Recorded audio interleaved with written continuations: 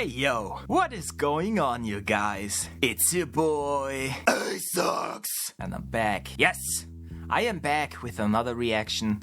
This time I'm going to react to Ratchet and Clank Was Creepy, Occult in the Ordinary by Ghost Search. Yes, we're watching another Occult in the Ordinary video of his series. The last time we reacted to Jak and Daxter Was Creepy. This time it's about Ratchet and Clank, and it's once again a series I really love. Ratchet and Clank and the Jak and Daxter series are two of my most favorite game series ever. In Jak and Daxter I wasn't really sure what he was going to talk about. He had some pretty good examples of some creepy stuff, but now we're talking about Ratchet and Clank. And guess what? I can actually think of a couple of things that was creepy in those games, especially the first one, like the Orkson planet, Gemlik base, the Black space station. Also, I think the enemies were called Hydras. Those were really creepy, extremely creepy. I really hated those things as a kid, and generally also the Blarg are kind of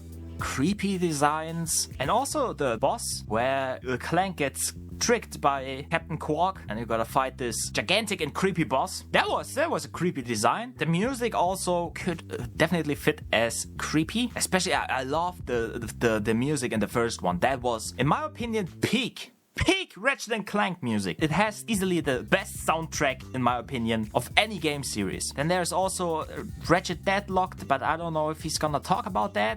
It's a spin-off game, and that definitely has a lot more creepy stuff in it, like the zombie robots and stuff like that. That's really ooh. But mostly, I don't know, the newer games, in my opinion, have nothing like that. Maybe the one exception would be Quest for Booty. That game, it has some ghost pirate stuff, ghost robot pirate stuff and stuff like that. But yeah, mostly the future games are very childish, so I don't think there's anything remotely creepy in them. But definitely the first one, Ratchet Deadlock, has some potential I can think of off the top of my head when it comes to creepy stuff. Maybe the second one as well. The third, I don't think so. Let me think. Okay, maybe the Tyrannoid Queen. But aside from that, no, the third one is more action and comedy. The second is more serious. Oh, the Yetis. The Yetis in Ratchet and Clank 2. Jesus Christ, man. I really don't like them. They're bullet sponges and they're creepy as fuck. And they swarm you, and no, I don't like them. I don't like them. They are creepy. Definitely. But aside from that, let me think. No, I can't think of anything else off the top of my head. So yeah, there's some potential, I'll see, and I'm excited. We're back with reacting to Ghost Search. I like this Jak and Daxter video, so I'm having high hopes for this one as well. It's 3 weeks old, so definitely a new-ish video, and that's all I wanna talk before we start. Except one thing, like always. Go into the video description, click the first link in the video description under the credits tab to get to the original video by Ghost Search. Leave him a like, leave him a comment, tell him Blarg gonna fucking bust a nut on Drac? What? No way. Tell him that, exactly, word for word, sound for sound, vowel for vowel, ass to ass. Ass to ass! You know what I'm talking about. You do know what I'm talking about. I'm sure. Alright, so without further ado, I zoomed out, I scrolled up. Let's get into this video. Let's find out what's so creepy about the Ratchet and Clank series. Except the things I already mentioned. But I'm guessing he's gonna mention them too. So, without further ado, that came from deep down. Damn, go. Where's your mutant swamp fly? Oh, yeah. I didn't see that one coming. Yeah. What are you doing? Check and mate. What? That's cheating. No, it's not. The rules clearly state that the Blargian Snagglebeast has an allergic Hey, the Snagglebeast. that lasts 2 turns. Ooh, it is on again. Welcome back to another episode of Occult in the Ordinary, where we Hello, Search. and other spooky stuff present in non-horror games. Hell yeah. Episode, we're talking about Ratchet and Clank. Hell yeah. I love the first trilogy. That was good. That was good stuff. Oh, I love the music, man. Oh, yeah. Yeah. Sweetie, sweetie, I'm coming for the booty.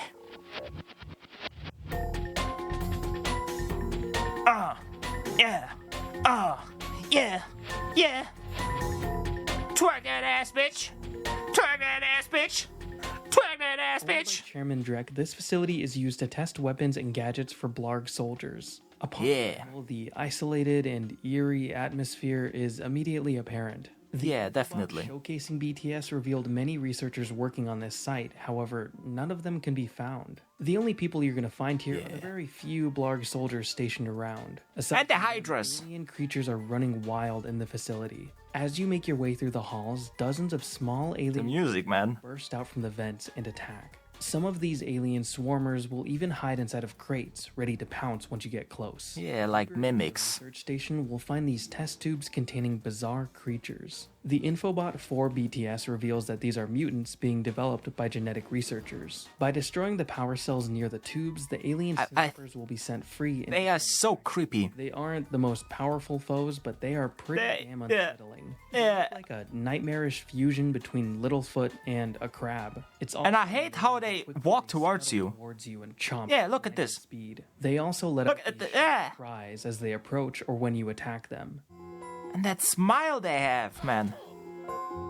Jesus, I don't like them. I hate them. I hated them back then. I still hate them. From the goofy grunts the Blarg soldiers let out, or the funny little squishy noises that the smaller aliens produce. Further into the research station, you'll find even more snappers. Someone neglected to keep their cages closed, so now they run freely throughout the facility. This would explain the severe lack of researchers at BTS. I did see one of them get eaten alive. I did not know. Hold on, those were the cages. I thought they were all in those glass cages, but apparently, I mean, he's insinuating that the cages there in the background are the cages. So I didn't know that. I did not know that. I thought it's just random stuff. But yeah, now that I think about it, I never really stopped and considered the reason why the station is overrun by monsters. Yeah, looks like they broke out or were let out, and live on the infobot. This also explains why the only people we find here are Blarg soldiers, the only people capable of defending themselves against the aliens. Past this area, we reach a sickly green room. Oh, the queen, are covered in these strange bright growths. They almost forgot about that. From the ceiling drops the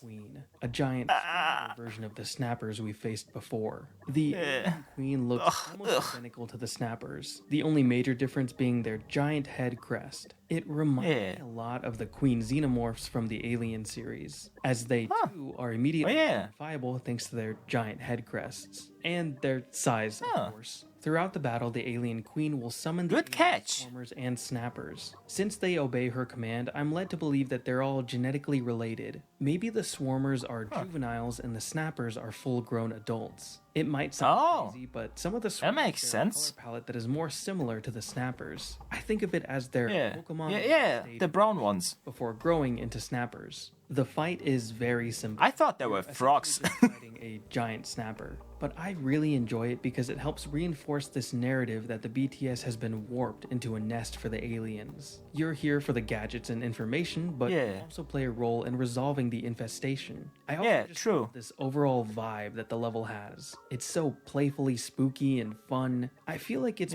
for the game's tone. Oh, and you do find one researcher after this boss, so hey. And he's squeezing us dry for our money. Aspect of the BTS is the shuttle that will take you to an old decommissioned Blarg warship. Just like the BTS, the warship is overrun with aliens and a few Blarg soldiers that are standing guard. I also found the track that plays here to be especially eerie.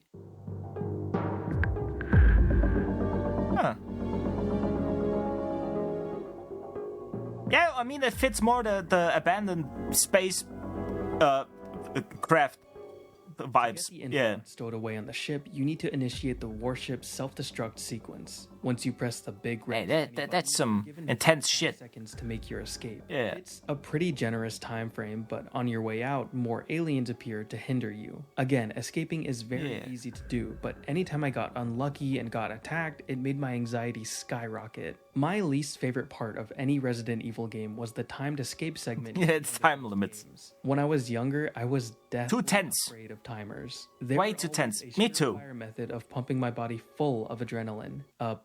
More on that later. Once we escape the warship, Alright. we've got our hands on the info Timers, Blackwater timers and Rilgar. chasers Residents of this planet gave me a heart attack back in the day. Station of alien creatures. They're also hosting the hoverboard races, so obviously we have to go and check it out. Yeah.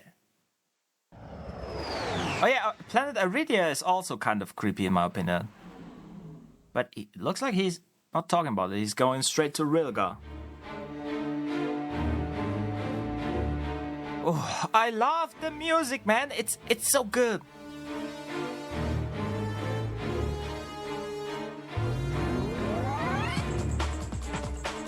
Yeah. Woo. Uh-huh. Yeah, yeah. The super dramatic track that plays in this level helps Yeah. dire circumstances regarding the infestation of the amoeboids. There's this Yeah. all-out war going on between the amoeboids and the extermabots, and we're getting caught in the crossfire. Extermabots. Real unsettling and appears to be a recurring event in multiple levels across the series. They're real big fans of having aliens attack, and I'm all for it. As creepy as Yeah. amoeboids can be, I mean, it makes kind of sense. to the waters near Blackwater City. In the water, you can see the door The fucking fish, yeah. that patrol the area. Step into that water, and this happens. Alright, okay, I completely forgot about them, but yeah, they are. I hate them. I hate them. Oh, why is it taking so long? There we go. Yeah, yet another waterbound enemy to keep me up at night. Yeah. Add it to the pile. In my video on the Jak and Daxter series, I spent some time talking about the lurker shark, an enemy similar to the sharks that appear in Ratchet and Clank. A few commenters on the Jak and Daxter video thought it was strange how I didn't bring up the sharks from Ratchet and Clank, and the reason I didn't bring them up is because I have a dark secret that I need to share with you all. You see, I didn't grow up playing Ratchet and Clank. No! Well, not the original trilogy anyways. When I was a kid, I had this friend who owned the games, and whenever I would go to his place, I'd just watch him play. Whenever I asked to play the games for myself, he'd always just say no. So I just sat there and begrudgingly watched him play these games that I thought were super cool. He also did this with the Tasmanian Tiger, and it pissed me off beyond belief. Flash forward years later when I got better friends and a PS3.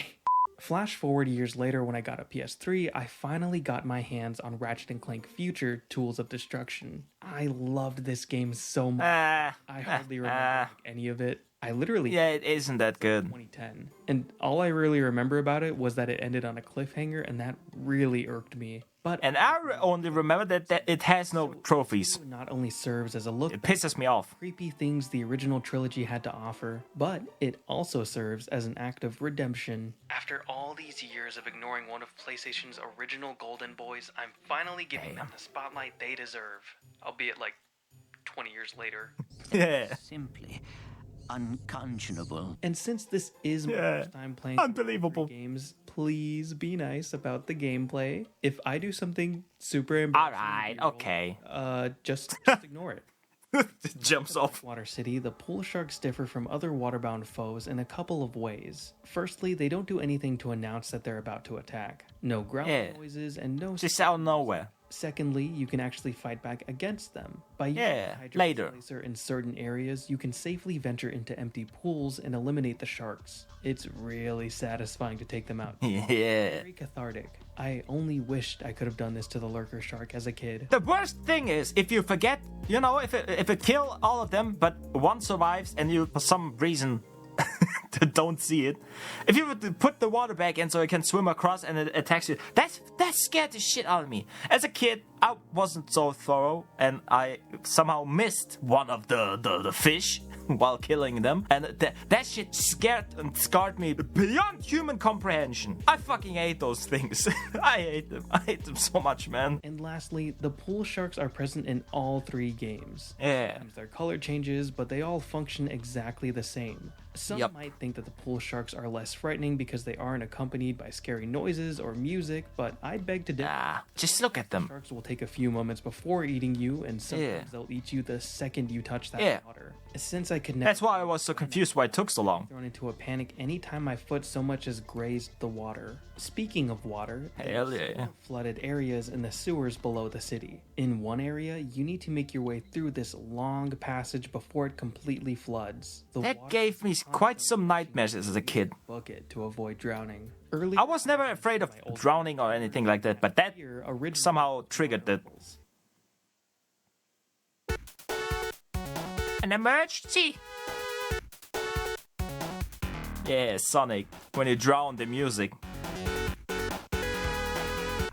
Well, I gotta, you know, he came clean with the fact that he didn't play the Ratchet and Clank games as a kid. And I gotta come clean as well. I never played the original Sonic games. Still, to this day, I haven't played them. So, yeah, I'm not one to talk when it comes to blaming someone for not playing something, because I did not play the original Sonic games. I did not, and I don't want to.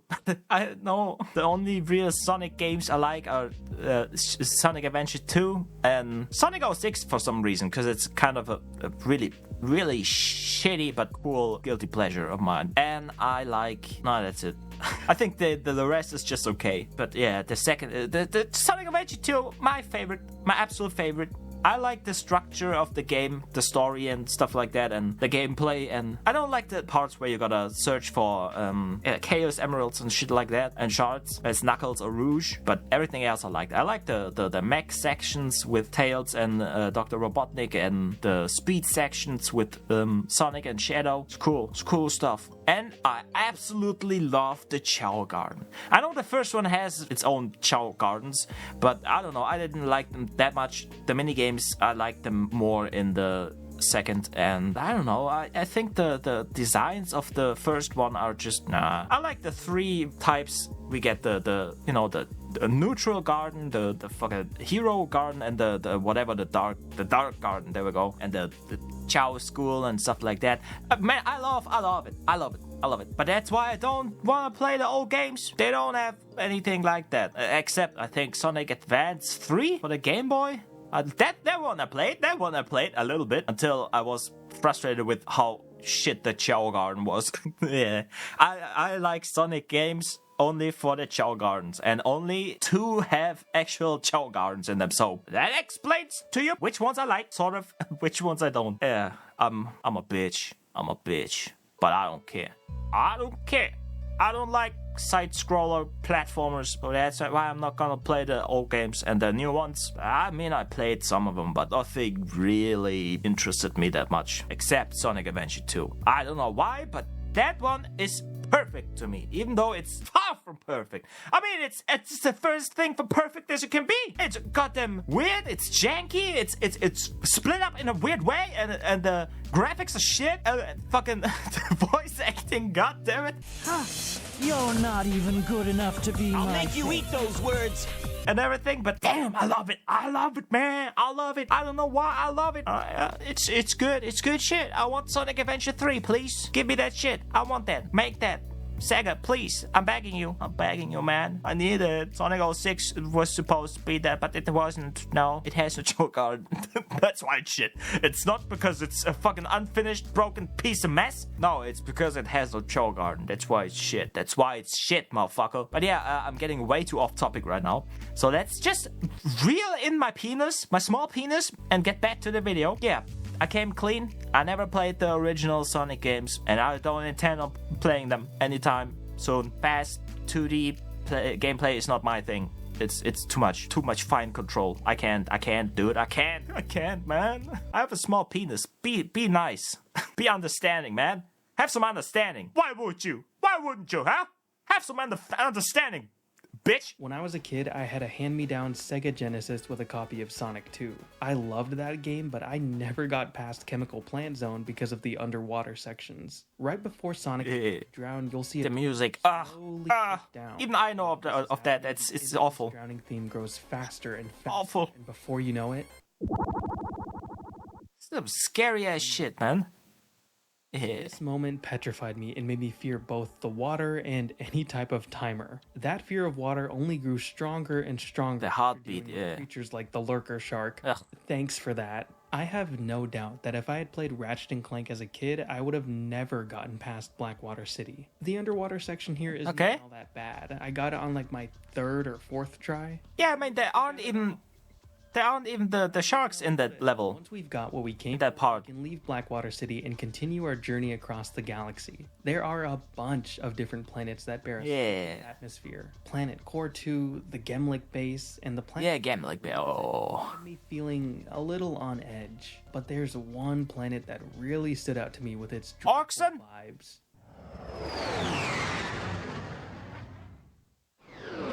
Yeah, there we go. I called it. That planet is awful. It's awful. I mean, I love it, but it's awful. It's fucking dirty. It probably stinks. It's green. And the music is,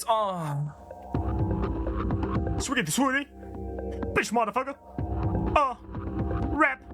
I'm rapping on the speed, bitch. Yeah. The sky is full of bright green clouds that leak down into a light fog. The air is so toxic that most organic beings can't even survive without some type of oxygen mask. The source of this contamination is in plain sight. Nearby Blarg factories are spewing out black smoke into the atmosphere. Never-ending pollution is ultimately what brought about the downfall of this planet, making it entirely uninhabitable. This planet ties directly to this game's antagonist, Alonzo Drek.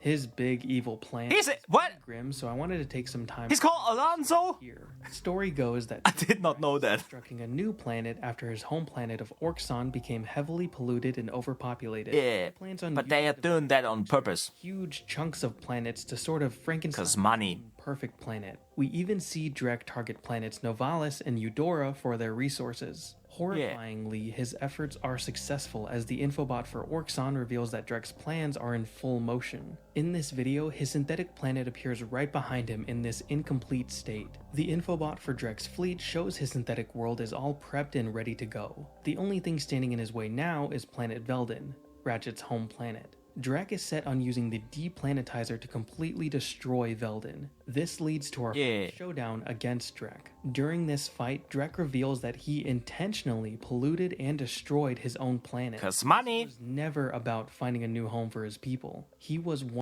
That's why, by the way, why I like the original trilogies so much more than the future games, because they gave a shit about the story. You know, they didn't just do some cookie cutter children bullshit story. No, they actually, it had stakes, it had conflict, and most importantly, it critiques, especially in the first game, capitalism. I know, right? A children's game that criticizes capitalism, this extreme form of capitalism and consumerism. Damn. That's why I love it. That's why I love it. It's really a game you can play as an adult and not feel ashamed of playing, you know? Well, except the future games, of course. Especially the remake. I will never forgive you for that, Insomniac Games. Go fuck yourselves. In the remake, they redid the first game, and in that game, Drek isn't a ruthless businessman. He is an idiot used by Captain Quark, even though it's the opposite around in the original game. And in the original, Drek kills pretty much everyone who is on their planet by ripping out a piece, sending the planet directly into the sun. In the new game, they tease it, and then they're like, oh, but we managed to rescue everyone before that happened. It's like, what the fuck, man? What is this baby bullshit? Where the fuck are the stakes? Where's the seriousness? Where's the fucking criticism? No, it's just a generic superhero story now. Like, it's fucking dumb. I hate the remake. It's fun to play, but the story was butchered. It was fucking butchered. It makes me so fucking mad. Still to this day.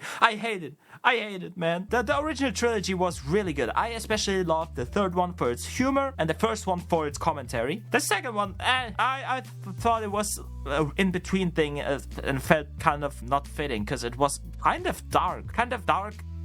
Especially compared to the first and the second game. Especially the second game, because the second game is the least dark. The first one is pretty dark. The second, kind of more. Like, that people actually die?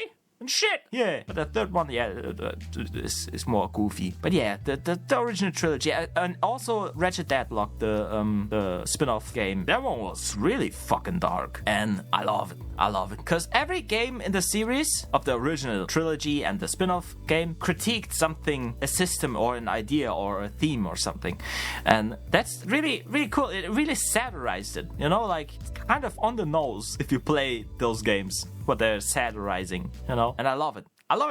It's cool as a child, because it's like, damn, Ratchet's are cool, Clank, smart, wow, cool, aliens and shit, wow, and weapons, awooga weapons, yeah. And as an adult, I'm like, damn, so overly consuming stuff can lead to the goddamn oppression of the workforce and abused by an ultra-capitalistic, whatever the fuck, buzzwords. I don't know the buzzwords, man. I don't care about it that much. It's just, you know, you're saving the guy in the blog station, as I mentioned before, and he still squeezes you for money. Think about that. He wants to escape, you save him, you've given him a second chance, and he has his shoes, and instead of giving them to you for free, no, he wants money. And that's pretty much every character in this game. That's why it's not like criticism in the form of wagging your finger and going, that's not good, you cannot do that, you're a poopy head if you do. No, that they use clever ways to really let you feel the effects of the things they're criticizing, you know? Like making all that shit expensive, making sure that you have to pay for all of it. Don't get shit for free in this game. And all that, yeah, and how it affects the different worlds, and, you know, just Drake's plan in general. He wants to rip out parts of planets to build a new planet so he can sell the land to rich people and then pollute it on purpose so they all have to flee, and he can do all of it all over again. That's like, they actually put some thought into it. You know, they actually put some thought into it. In the new game, he's just a bumbling idiot who's just evil. This fucking boring. This is boring, man. They dumped that shit down to... I hate it. I fucking hate it, man. The new one is shit. The old ones, they're the goat. They are the goat. Like, definitely. 100% driven by all the money he'd make from his schemes. Yeah, all the greed. How bleak this all sounds, the story is presented in a comedic and fun way. Drek is one of those villains you see satire, and you laugh at how comically evil they are. Then you grow up and you realize that Drek wasn't just some cartoony, over-the-top depiction of an evil executive. That's exactly what I was talking about. In Season 2, Episode 2 of Dev's Play, Tim Schafer plays Ratchet and Clank with Ted Price, founder of Games. Once they get to Drek's introduction, Price explains what inspired Drek's character. Who's he based on? Is it based on someone at a publisher? You gotta remember, we were working on the lot at Universal. And so we were surrounded, Universal Studios, so we were surrounded by people that we assumed were movie executives and with the slick back hair and the sort of smarmy attitude. I never met any of them, but I just assumed they were somewhere in those big buildings that were a few hundred yards away. Yeah. So those people we never met were the inspiration for Drek. Interesting. Okay, I did not know that. It's really funny to me that Drek wasn't even inspired by someone the team directly interacted with. Yeah. It's their idea of what these big hotshot movie executives were probably like. Back to Planet Oxon, this place is dreadful to explore. Not only is the narrative surrounding this place terrifying, but the planet itself just feels so glum and dreary. On your first visit to the planet, Ratchet can't even leave the ship thanks to the... Yeah, you gotta play as Clank. So you're forced to play as Clank. Now, whenever I'm forced to play as a different character in any game, I'm typically stoked about the new perspective. Like when we first got to play... not with Clank. We used him to explore the ship's exterior. And when I saw this opportunity to play as Clank, I was really excited. I just thought it was super cool. Not me. Too slow, too clunky. Any game. Yet, when I had to play as Clank here, I only felt dread. There was this level of comfort that came with knowing that playing as Clank on the BTS was something I chose to do. When you arrive on Orxon and you're forced to play as Clank, it feels nerve-wracking. The issue here is that Clank can't use any weapons. All he has is a basic punch and his helipack. So when you're dropped off into and he can command those gadget bots. It's hard not to feel a little helpless. especially since the aliens on this planet are... Oh yeah, those Even crap. playing as Oh, I hate them. Sometimes games like doing this thing where they take away the tools that you're used to in order to create some level of difficulty. I talk about this during my That's going to happen late. Probably what he's gonna. I hope he's gonna mention it. There's a planet in Ratchet and Clank 1 where exactly that happens. For Ratchet, you're gonna play without Clank, so without the helipad upgrades and all that stuff. It makes the game really fucking difficult. So yeah, funny that he mentions it, because it not only happens with the Clank section, it also happens with the planet where you can only play as Ratchet without the help of Clank, and that actually makes a difference. It's insane. It was shocking as fuck back then, man. I couldn't conceive the idea that Clank actually matters. Believe it or not, I couldn't believe it. But yeah. video on the Sly Cooper series, so go check that out if you haven't already. But I might. I played all three, but I did not like them that much. And scary. You really needed to adjust to Bentley's moveset and make the most out of his tools. Clank is similar in the sense that he's weaker than Ratchet and isn't armed like a tank. But so slow. You're playing the same game just as a weaker character when you're playing as Clank. Clank it's a completely different. Like a puzzle game. See, Clank's got his own tools of destruction in the form of various gadgets scattered. I'm just pausing to let that sink in, that joke he made. Never make a joke like that again, I swear to God. If you do, I'm gonna sue you, because that's my humor. That's mine! That's mine! A crack in time? More like my crack in time. Get it? Because the Ratchet and Clank game names are sexual stuff like going commando, up your arsenal, quest for booty, tools of destruction, a crack in time, and they wanted to call Ratchet and Clank Nexus. They wanted to call it Ratchet and Clank. No, Into the Nether region. There we go. Oh yeah, there was it. Into the Nether region, but that was apparently too much, which they then agreed to call it just Nexus. Yeah. But then again, and then I think they stopped, because a rift apart, I don't think there's a sexual connotation to that. Oh yeah, size matters. I forgot about that. Size matters. I should have remembered that, because that's my shit. That's my shtick. Small penis. Size matters. My size don't matter in this case, but size matters. Yeah, that's also one. Yeah. So that's my joke. Those are my jokes. You cannot take my jokes. Go search. Stop it. Cringe humor is my humor, not yours. Stop it. Stop it, bad boy. Or else I'm gonna hawk tour on your dick. Hawk tour on that thing, man. But it's not gonna sound like hawk tour. It's gonna sound like like that. Yeah. With boogers and everything. Around Orxon, we can command these guys to help us solve puzzles or attack any nearby threats. They're really handy for taking out the aliens too powerful for Clank to handle on his own. Thanks to the Gadgetbots, I felt pretty confident in these levels. I did feel the pressure that came with not being able to use any weapons, but I really liked having the Gadgetbots around. It's a fun development. You go from being scared of everything on Orxon to having the Gadgetbots steamrolling anything in your path. Then if a Gadgetbot dies, they just respawn at the location where you originally found them, so there's that sucks. No need to fear once you've got some bots. These sections... That sucks, because there's a part in that level where you gotta go through a weird maze and avoid bombs and moving fire for some reason. And if they get stuck somewhere, they just stop moving. They just go into the wait mode. You know, the yellow eyes. That's the command to wait, so they wait and shit. And that sucks. That sucks. I hate that area. It's on Orxon, on the same planet. You know, it's a different path. I hate it. I hate it, motherfucker. I hate it. It's not cool. They just stand around and they die, and you gotta go all the way back.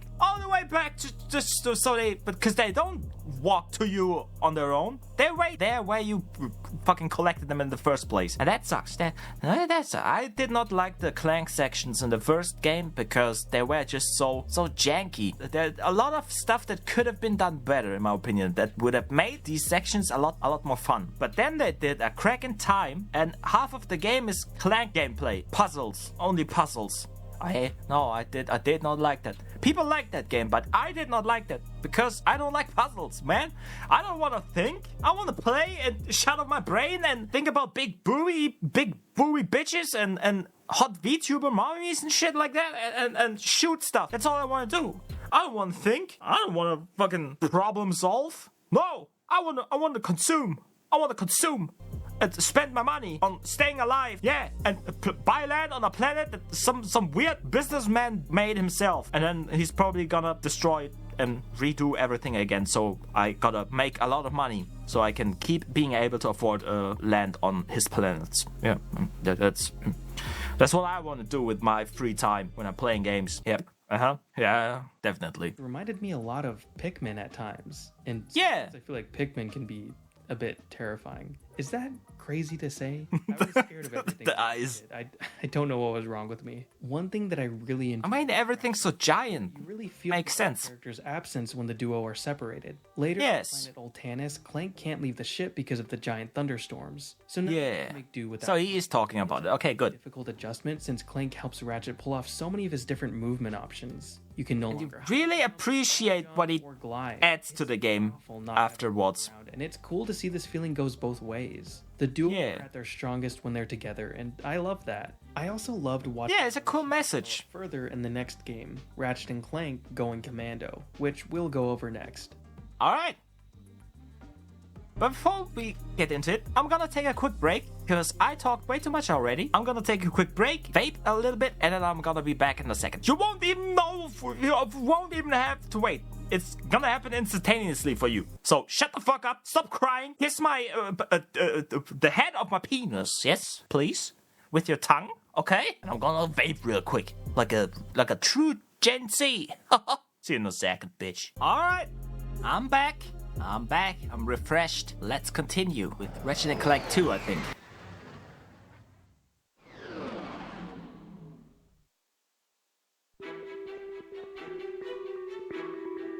I did not like the music that much in the second game. I think that the first and the third are superior music-wise, and the first one definitely is above all. Above all. But the second game had some bangers too.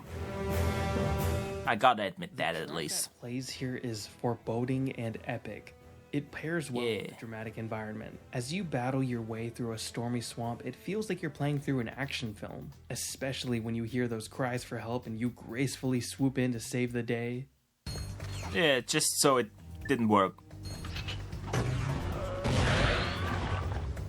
That's what I mean. That dude dies. That dude dies a lot on this planet for some reason. It's dark. Aliens here are so horrifying, I love it. They're like so slimy and dirty. They have these giant tentacles poking out from their shells, and each one is tipped off with a giant crab claw. They also leave behind a murky trail of slime as they look. But I never really thought that they were creepy or anything like that. These stalks. Just interesting designs. The land while their bodies sit below the swamp water. It's really unsettling when you catch them doing this. Most times I didn't realize that what I was looking at was an eye. I just thought it was more of the planet's weird plant life. True. Then, before you know it, these mutant snails are pouncing out of the water to attack.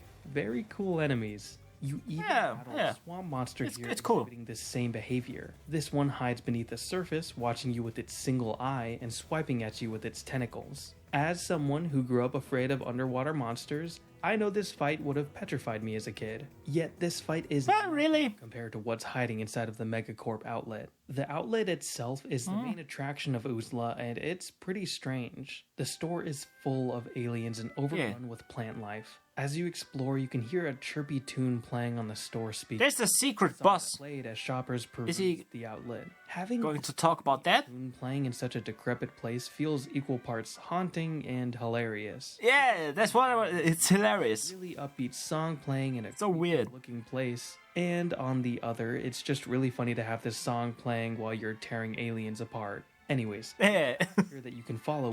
Okay, he's going to talk about it. This tube, and you'll land right into the lair of the beast. It appears to be another. That one is fucked up. Related to the one that we fought outside of the outlet. That's actually creepy. Covered with spikes and a long neck topped off with a single eye. The main difference here is that this monster isn't hiding beneath the swamp water. Instead, we can see the beast and its giant maw full of razor-sharp teeth. They've also got these giant crab claws, which makes them pretty similar to the snail aliens. Either way, this thing is probably related, I guess. Constantly run away while also hitting the monster with everything you've got. That strafe will be your best bud during this fight, as it allows you to safely hop from lily pad to lily pad while you keep your distance. If that thing gets too close to you, it'll swipe at you with those tentacles. If you're too far, it'll lob a gigantic acidic blob your way. Occasionally during this fight, the monster will pick up the pace and charge towards you. Fail to outrun the creature and it will swallow Ratchet. This thing can also cover distance by it is very creepy.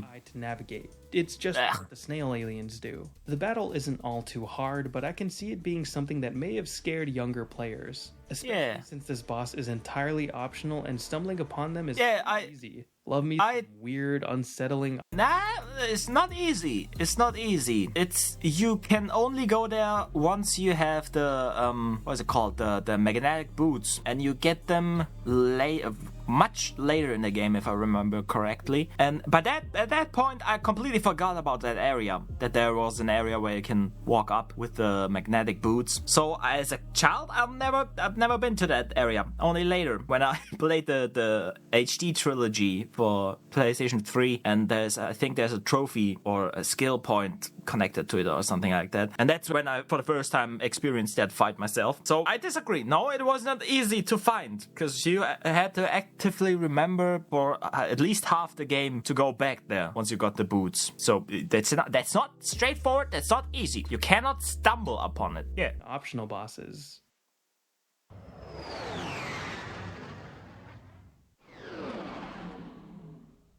The desert? Hold on. Why did you change it? It was a desert. Now it's the stupid Yeti planet. I hate it. Okay, he's going to talk about both.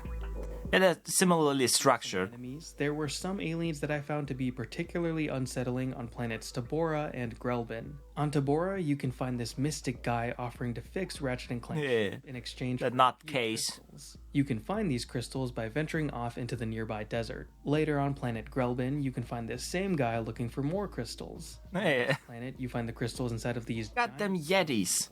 Whether it's Tabora or Grelbin, hunting for crystals is not an easy task. Often it's very difficult, actually. Swarms of aliens. They're tough too. You're screwed out here if you're not topped off on ammo. Occasionally, you'll run into bigger aliens near some of the crystals. On Tabora, you'll find these the eyeballs of rubble. Get close, and this watch this alien will explode into the air. Peekaboo, bitch! After you and shoot electric beams from their eye. They definitely had the mouths are what creep me out. Plus, they remind me a lot of. It's always the mouths. Doom. Over on Grelbin, you'll find that the snowfields are exactly the same. Though I feel like the small fry are much more difficult. The small aliens on Tabora. Like the Yetis are no joke. Yetis were tearing me to shreds. Sometimes even with everything upgraded to max, it's insanely difficult.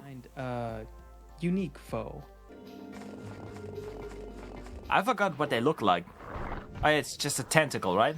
Oh no, yeah! I was the ice hydra things. Midnight, and when this thing came out of the ice, I was scared shitless. I only remember the body, not the heads. Enemy I've seen from this series so far. They feel like they don't even belong. It's really disturbing. It shocked me. To make matters worse, they attack with this gigantic laser beam that hits you like a truck. This is jumping ahead, but a similar enemy appears in the third game, Up Your Arsenal. On the first planet you explore, that one. You can find another serpent-type enemy in the water. This one really caught me by surprise. That one looks like Cthulhu, kind of. Enemy like this at you in the very first level. These guys are horrible. I love them. I want more of these types of aliens in future installments. No, I don't. Notice that both of the serpent guys are technically water enemies. It all circles back to the lurker shark, doesn't it? I've got to say, dragons and the Yetis made Gelbin hell to explore. I didn't even bother fighting anything. I just got what I needed and I moved on to the next planet. The reason why I hated it. Honestly, the difficulty spikes in that game are the sole reason why I don't like the second one as much as I like the first or the third one. Because the difficulty spikes, especially on this planet, are insane. Insane. You can play through the game multiple times and level up everything. Absolutely everything. Max health, max every goddamn weapon to its ultimate form and whatever the shit. And it's still, you're going to run out of ammo pretty quickly because they don't give a fuck, man. Those Yetis, they take so many hits, it's insane. And that once they hit you, you're so fucked, man. You're so fucked. You can only take like 3 or 4 hits and then you're dead. It's fucked up, and you gotta find 100 goddamn moon crystals on that planet. It's insane. And there are so many enemies. That's mainly the sole reason why I did not enjoy that game as much as I enjoyed the other. I even like the future games more than the second one. I really despise it just because of the difficulty spikes. Because it's just, no, man. The balance is all off. And if you play the goddamn HD trilogy, it's even worse. It's even worse. How the fuck did they make it even worse? I don't understand. God damn it. So yeah, that's why I don't like the second one. It has some good parts, but it's overshadowed for me by those 2 planets. Especially the snow planet with the Yetis. It's not... no. And the story is ass. Yeah. Adventure differs a lot from the Where's Angela, though? Interestingly, though, the plot of this... Why'd she disappear after this game?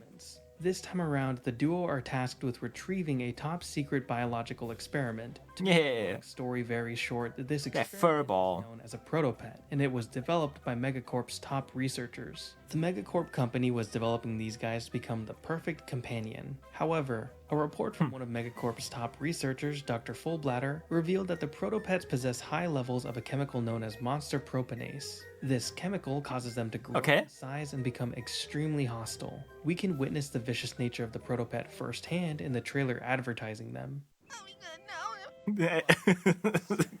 Is he cold? It's so dumb. Or maybe And he's like, no. lonely? Introducing the Megacorp Protopet. It's so fucking dark. With joy when he meets our adorable friend. Wanna play ball? So does the Protopet. Need a partner? God damn it. Tag? Go find the Protopet. Up for some guns and robbers? Help! Police! So is you-know-who. Just ask Jesus Christ, man. the Megacorp Protopet. Stop by Planet Bolden and get yours free from Abercrombie Fizzwidget himself.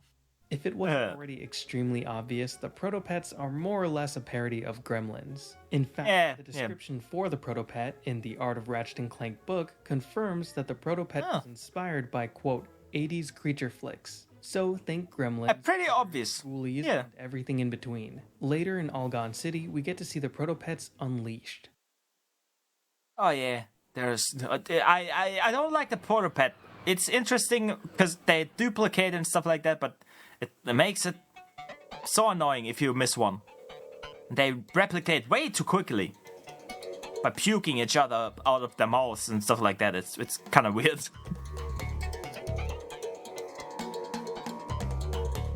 But I never thought the protopets were creepy or anything. They're just goofy, in my opinion.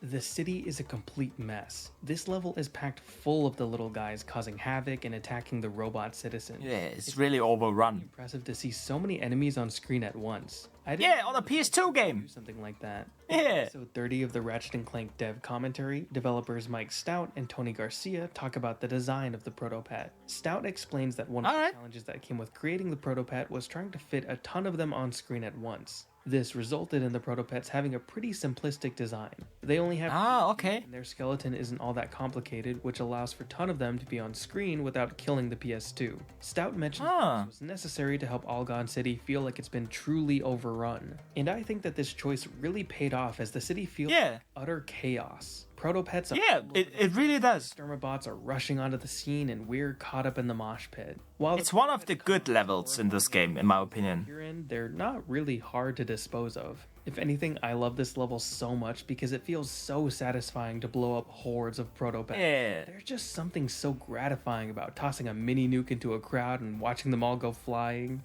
Is that morbid?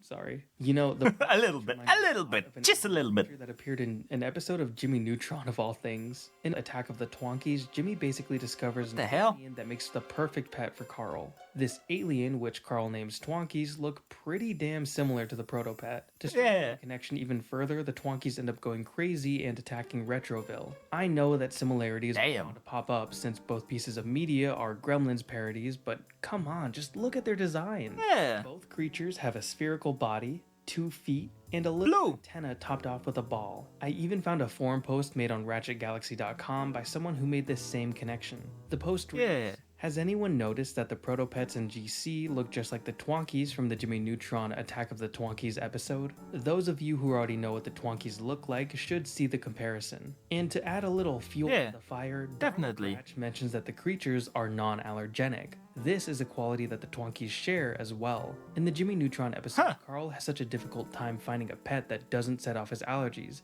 yet the Oh yeah, I remember, I slightly remember this episode. This is probably just a string of coincidences, but my personal low-stakes conspiracy theory is that the Twonkies are inspired by the He's even spitting them out! Clank Going Commando released in North America on November 11th, 2003, while Attack of the Twonkies aired on the same day just 1 year later in 2004. Oh, okay. Peculiar. Yeah. It's probably just a coincidence, but I like to think that someone on the Jimmy Neutron team just really loved Ratchet and Clank. Back to Going Commando, we soon discover that Protopet production can be brought to an end by using the helixomorph on the original Protopet. The commercial for the Protopets reveals that all Protopets are produced from an original copy. In the commercial, we can see that the Protopets are branded and essentially tortured so that they can become loving pets. It's insane. It's really fucking dark, man. I mean, I'm kind of rooting for them at this point. Over on Yeedle, we take a visit to the Protopet factory. Captain Quark uses the helixomorph on the original Protopet, but it ends up mutating the little guy into a giant. Their appearance is now more in line with the Krites from Critters. The battle against this thing isn't really all that scary. The giant Protopet has some weird attacks, like rolling... Once again, it's the weird-ass mouth that creeps me out. Also summon smaller Protopets, teeth, which sounds like it would make the them gums overwhelming, but the giant Protopet sort of just sits back when you're dealing with a small fry. From my experience, it's not a good fight. Final boss in the trilogy. I still liked it a lot, but oh man, Drek and Nefarious. God, those fights were nuts. Speaking of Nefarious, let's move on to the next game. Ratchet and Clank, Up Your Arsenal. Yeah, my favorite, my absolute favorite. I think it has the best type of humor. It's random as fuck. The main thing I wanted to discuss was this game's antagonist, Dr. Nefarious. I just think he's delightfully wicked and has... I have beef with this motherfucker. I don't like that he is showing up as the main antagonist in every goddamn game from there on out. It's ass. I get it. He's a cool character. He's a cool, funny, dumbass character. But I don't wanna fucking hear him scream in every goddamn game. And what's even worse is in the remake. Oh yeah, I said, I got it wrong. I said that Quark uses, Drek. But no, the Quark is for some reason a good guy in that remake instead of a double agent type of betrayer. And instead, Drek is fucking used as a puppet by Dr. Nefarious. Once again, Dr. Nefarious is back and he's like screaming all the time. He's always screaming and then he locks up and he's like, Janice. Oh, I love you, Janice. It's not a joke, by the way. That's what he does. He plays some weird ass romance in his head. He's a weird character. He's a cool, funny character, but I don't need him as the primary antagonist of every goddamn Ratchet and Clank game ever. But they did that. I don't know why. Instead of writing new, interesting villains, they just keep recycling him over and over again. I don't like it, but yeah, he's cool. He's cool in this game. I like it. It's funny, hilarious, maniacal, insane. Did you hear me? I said he's insane. and my model was staring directly into your soul while I was doing that. That's funny. Yeah, that's my gripe with Dr. Nefarious, but he's a cool villain. I like it. Design really cool, funny, dumb as fuck. But stop using them in Insomniac games. Please, just make a new villain. Make a new villain from scratch. You showed us what you can do, you know, with the ones in Ratchet and Clank Into the Nexus or whatever it was called. You can do it.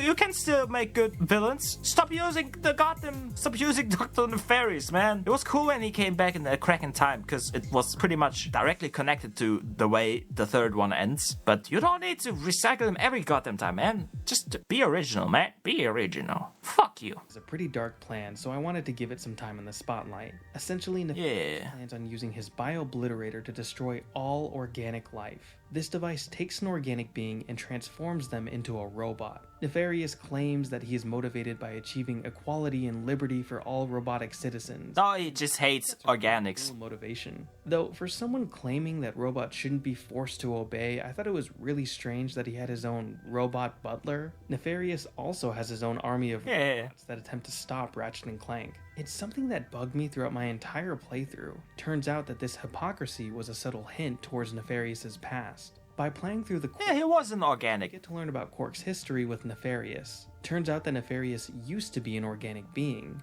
Not sure what his alien race was, though. He attended high school with Quark, who used to bully him relentlessly. This experience led to Nefarious becoming a powerful supervillain. When Quark went to stop one of Nefarious's schemes, he ended up knocking Nefarious into a pit full of machinery. This pit ended up transforming Nefarious into a robot. This moment explains his hypocrisy and his performative activism for robots. He might be a robot in his physical form, but ultimately he's a squishy at heart. It's also And just think about it, the themes this game is touching on. This is a kid's game, by the way, and it touches such deep topics, you know, hypocrisy, kind of racism, you know, kind of speciesism, I don't know what it's called. Then also like the kind of unfairness, you know, of the good guy, quote unquote good guy, being the bully. The bully ends up being the good guy, and the bad guy ends up the one who's being bullied. That's kind of dark and deep for a kids game, man. For a kids game, it goes in deeper. But yeah,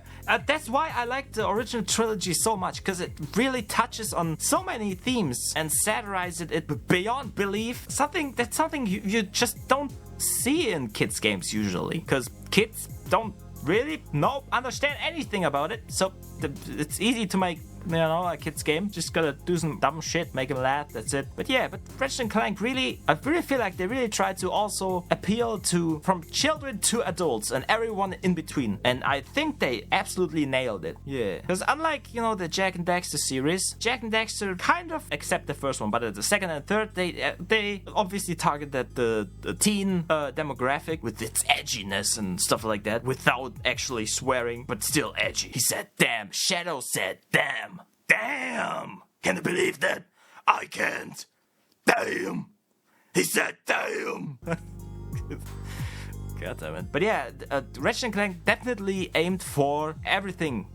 From pee-pee-poo-poo brain children to pee-pee-poo-poo brain adults and everyone in between. And that's why I like the Ratchet and Clank series as well. But I also like the Jak and Daxter series because it's edgy, wanna be edgy, and it's funny. I like it. And I grew up with it. That's why, you know, I have this nostalgia for it and stuff like that. Yeah, that's pretty obvious, right? It's pretty obvious. Yep. so just horrible what happens to him. Like, what did that machinery do to Nefarious to turn him into a robot? Did it rip the skin from his body? What about his internal organs? Damn. Just replaced with cogs and Yeah, I didn't think about that. feel like? How is he alive? Can we all just take a second here and agree that Captain Quark is the real villain? We should just let Nefarious hash it out against Quark, honestly. Again, I haven't played every Ratchet and Clank game, but I really do hope at some point Nefarious gets his revenge. I mean, he deserves it. I have one thing in my notes. I don't remember. I don't think he does. Scary. It just shocked me. I don't know if I want to say this, so I'm just going to show you the text from my notes. Oh, I remember. We agreed to put that jungle business behind us. It was mating season. How could I have known she was your sister? So But that's what I said. The humor in this game is so fucking dumb. It's unbelievable. That's why I love the third one more than any of the other Ratchet and Clank games, because the humor is just keep in mind that it's still a kids game, and they make jokes like that. They make jokes like that. Like, damn, they really did not give a shit. They did not give a shit at all. And that's what I really respect for this game, because they didn't shy away from anything. From dark topics to dark jokes to fucked up shit and really dumb humor. I mean, he thought he was a monkey. He lost his mind. He lost his mind because he was defeated by Ratchet and Clank twice. That made him lose his mind and become a monkey man. He thought he was a monkey. God damn it. Just think about that, man. And he fucked a monkey, man. God damn it. Jesus Christ, man. That's something. Yeah.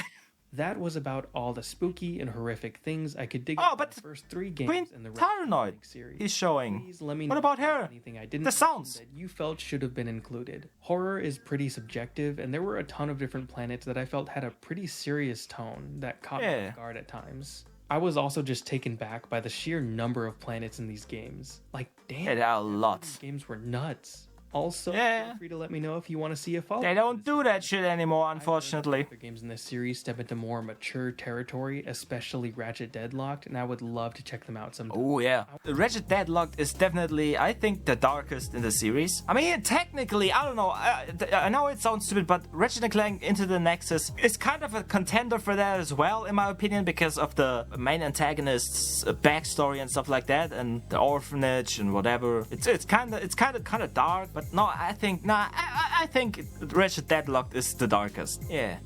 That one is the darkest, but also pretty cool. It's also pretty cool. They did not try to market it to the children. They just targeted teens and adults at that point with that game. So yeah, it has feel good, creepy stuff in it.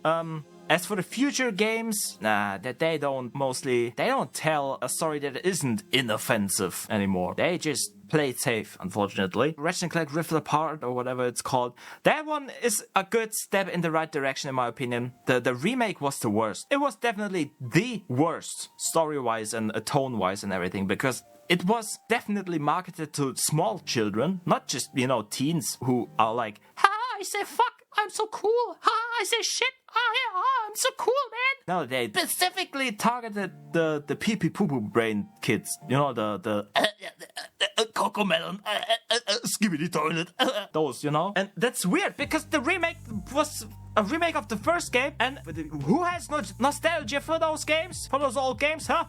Tell me, how old are they? They're adults at this point. Why the fuck did they market it to goddamn small children and made the story so fucking dumb and inoffensive and shit? It pisses me off. The existence of this game pisses me off so much, man. I can't put it in words how much I despise this game. But yeah, now I think Ratchet Deadlocked was the last game that actually satirized all these themes, all these systems, all these ideas, ideals, and ideologies and whatever. So yeah, go search. You definitely gotta cover Ratchet Deadlocked, but everything after that, I'm fine if you don't.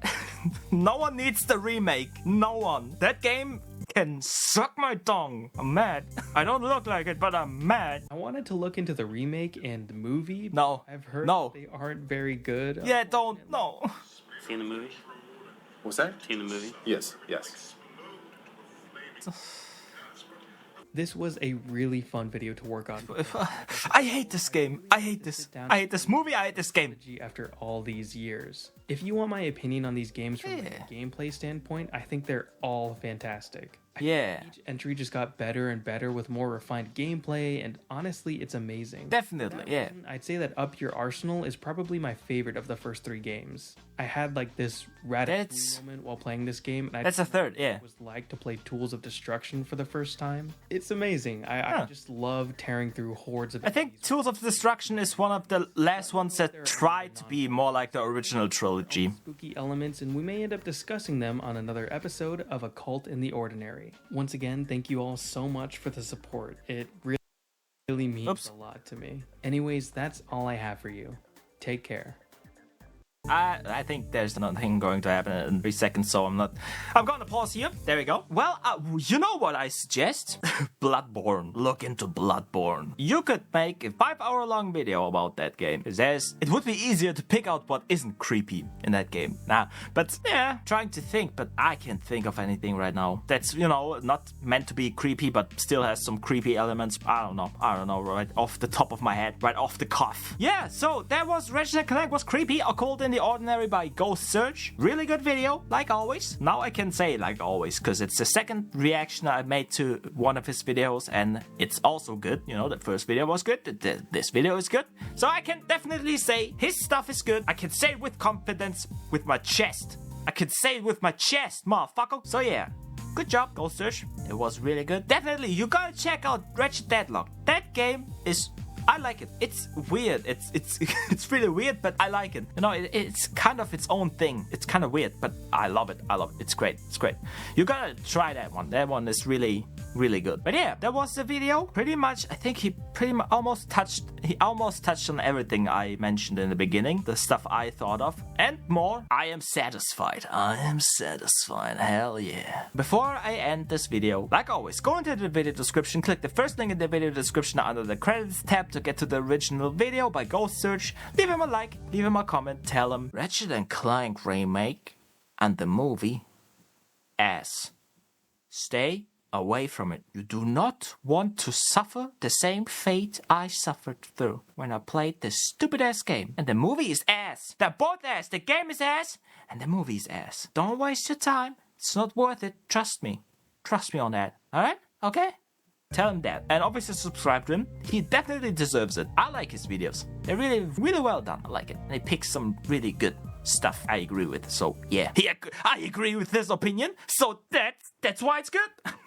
That's why it's good, yeah, that's how it works. And in my comment section down below, tell me what you want me to react to next. Maybe another video by Ghost Search, maybe a different video, but try to be specific. Maybe tell me a video title or something like that. Because if it's about a topic I'm not familiar with, I don't know what to look out for. You know, what's good, what isn't, I don't know, the Gabugu and the Awafangulu, you know the drill. So tell me. I can also pick out something myself, like I've been doing mostly on this channel so far. I just do it by finding something at random that looks or sounds interesting and then put it in on my Watch Later playlist. Or I can do both. Either way, let me know which one you prefer, and I'm happy to oblige. Either way. This has been the Small Penis Man. Small Penis Man out. You know, the only thing that could have made Ratchet and Clank 3 a lot better than it already was is if they went back, patched the game, and added Skibidi Toilet to it. Then it would be a masterpiece. A masturbation piece. That's what it would be. So do it, Insomniac Games. Please. I need the Skibidi in my toilet right fucking now. Or I'm gonna show you something wonderful. Something pure and perfect. And that would be, you may ask? Well, of course, my small penis. My small schlingle-dongle. Schlingle-dingle-dongle-dongle. Yeah. And my huge ass balls. Bye.